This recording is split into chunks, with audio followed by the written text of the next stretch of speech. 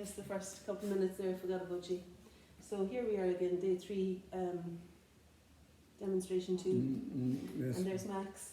He's doing a great job. Don't mind your waving now. You're allowed to. Okay. And I'm going to work up to the eye. We're just finding my way in, kind of. And we're talking a little bit too about using colour. So I'm just going to put a bit of cadmium red into the dark colour that was used for the hair, which was the blue and brown mix. And the cadmium red into that, I think, will let me find the colour for the mouth. And even, you know, all of it on this side reads, I think, a little bit darker to me at the moment.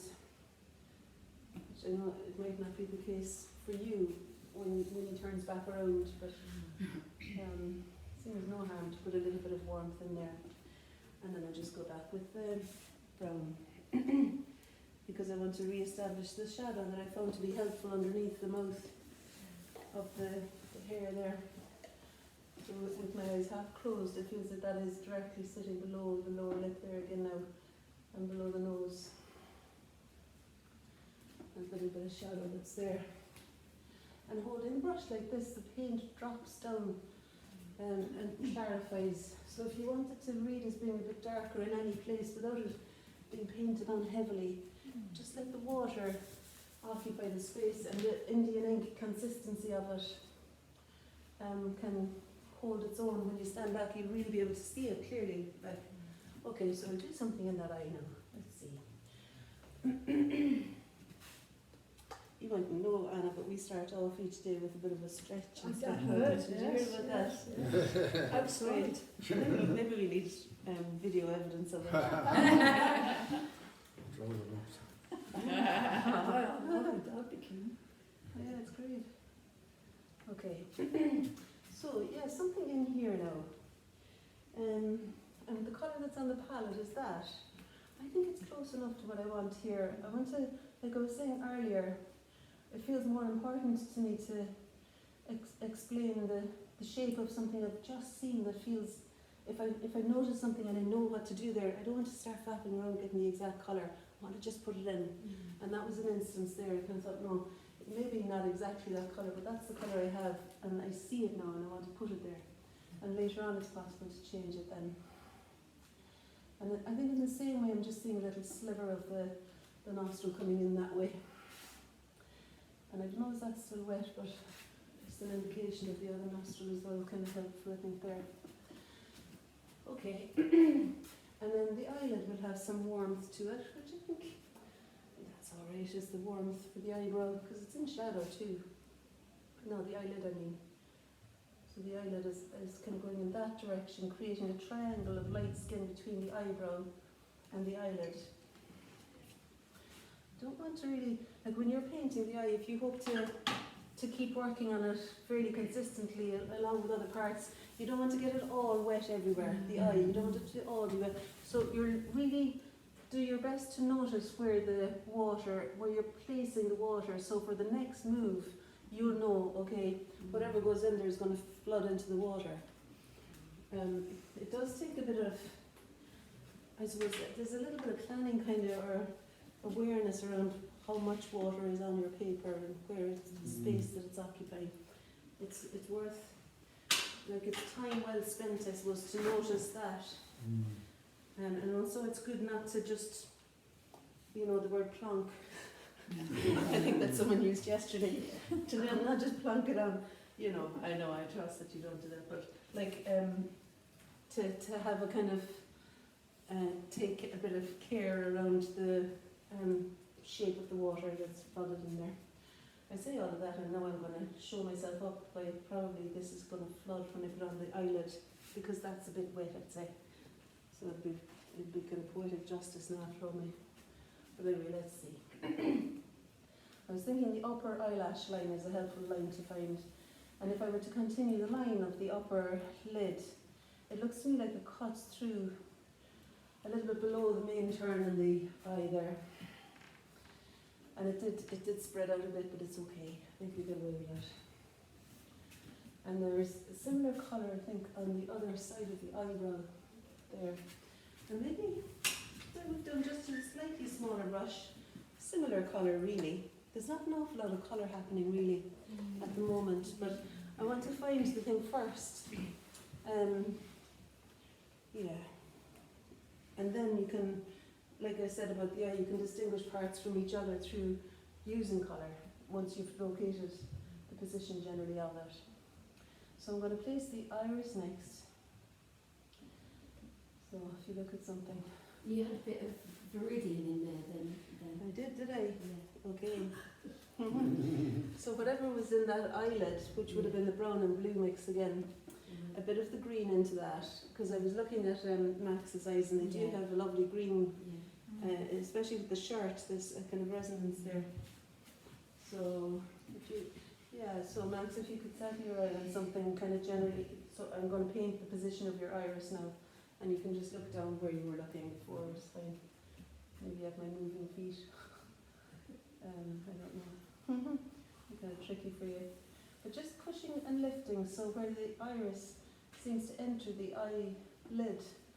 And of course it is a little bit wet because remember I was putting the warmth on the surface of the eyelid, so I'm just going to let it alone again now for a little while. And using the corner of the brush and picking up some cadmium red. Don't want it to be that bright, but after moving it about a bit it's not that bright. And what I want to do is to find, and still remembering this is really in shadow, all of this. So I'm going to see if I can find, I do need to look in the same position though, Max. Oh, good man. Sorry. Yeah, just the eye, like the one you just painted the coloured part of your eye, so yeah. So down there is perfect, yeah. You were looking down there. See that one now, because I'd have to make a shift. Yeah, that's where you were looking perfect. Yeah. So I think it's a little bit warm here, kind of. Yeah, good. And then there's a bit of shadow underneath. You remember that thing of the shadow that comes up to meet the upper surface of the lower lid? I'm going to put a bit of green into that because I don't really want it to be all that red, I don't think. I think it's more helpful to have the warm colours at the top. And as soon as you can get away with it feeling like an eye, you want to leave it alone, really. So it's close enough, we're nearly there, I think. Yeah, and at that point actually you could do stuff everywhere else and wait until it's dried. And the thing I would do then, I hope it's dry enough to do this, is to come back in with something like I've said before, the Indian ink consistency of blue and brown, in order to bring back some, like when I half close my eyes, I think we could probably deepen the tone of the eyelash line, maybe the eyebrow there as well a little bit. And of course it is still a bit too wet to really gain clarity. But even with it being a little bit wet, I think it's still good to have a stopping point of the lid for the coloured part of the eye. But it spreads the iris out a bit too much. Can you look back at the position that you're looking? I don't know, where you were looking down there somewhere? Yeah, stay there, yeah, good enough, that's it. I'm just going to bring that in a little bit to that side there. Yeah, thanks Max. And I think it'll come in a little bit there. So when it's still wet, you can adjust the shape of the iris to be smaller. And maybe some more of that. As soon as that dark has gone in, and that dark there has gone in, it seems like there's room then to adjust the colour and tone elsewhere in the eye socket too. So maybe a curved little spot. And with the big brush, we could do something in the same tone. Like the green and brown and a bit of blue could go in there as well. Almost there now. To plant something here. Maybe it's a little bit more colourful than it needs to be, but you know, just to capture. And anything that happens out here can will inform what goes on here too. You know, there's a kind of a place for big moves and small moves, almost in the same breath. You want to, you know, keep yourself best you can filled with courage. And I think holding the brush like that, like you can have capacity to be committed and decisive, and so you're working up to that quality of mark. Almost there, sorry.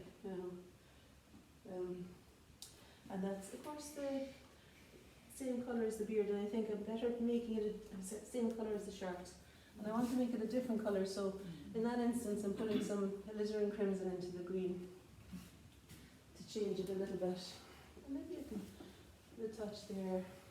So colour happens, I suppose, too, as you're working on one bit and you think, oh, maybe I see something, that tone somewhere else, and putting it the same colour, I think it's making the mahogany colour of the hair come out now where it was blue before. And I suppose colour, the same as seeing things clearly, colour also reveals itself more to you as the day goes on, and keep a radar up for being surprised by colour. You want to have flashes of brightness and the thing of the cerulean blue and the white of the eye, or the Daniel Smith version of the cerulean blue, which isn't called cerulean blue at all, you know, that one that, you know, the name of vetiver or something. Vert, in the white of the eye. How would you make it if you don't have any? You would take it from me over here. That's it there. It's for everybody else, so just pass it on. Because I think it's nice to have things that distinguish parts from each other through colour. And you could take some risks actually. I didn't mean it to be like that, but of course you could. And you could lift it off, or you could leave it on there and do something in a similar colour. I'm not taking care to clean my brush in between, but just that same colour that's indicated on the face in a few places might be exciting in the background or in the shirt. So you can, if you want to dive into a bit more expressive colour, feel free. This is the place to explore. You've given yourselves permission to be here to do your thing, and it's not by, you know, there's no by rote thing that you have to follow.